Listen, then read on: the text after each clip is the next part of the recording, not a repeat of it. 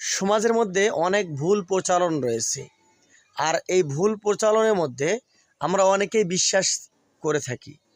তার মধ্যে ন্যূনতম একটা হলো যে আমরা মনে করি যে রাত্রিবেলা গাছ কাটা যাবে না, গাছের ডাল কাটা যাবে না, গাছের পাতা ছিঁড়া যাবে না।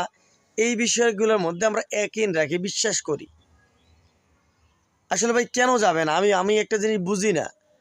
বিশেষ করে এলাকার মুরব্বীগণ এই কথাটা বলে থাকে বা এই কথাটার প্রতি বিশ্বাস করে থাকে যে গাছের পাতা কাটা যাবে না, গাছের ডাল কাটা যাবে না, রাত্রেবেলা গাছের পাতা ছিঁড়া যাবে না।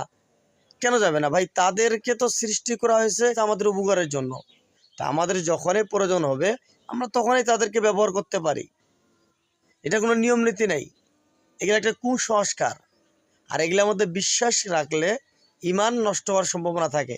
আসুন আমরা প্রতিদিন ধারাবাহিকভাবে একটি করে কুসংস্কার জানি এবং কুসংস্কার থেকে বিরত থাকি।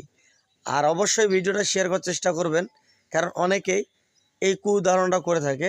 হয়তোবা আপনার একটি শেয়ারের মাধ্যমে কুসংস্কার থেকে ওই ব্যক্তিটা বেরিয়ে আসতে পারে।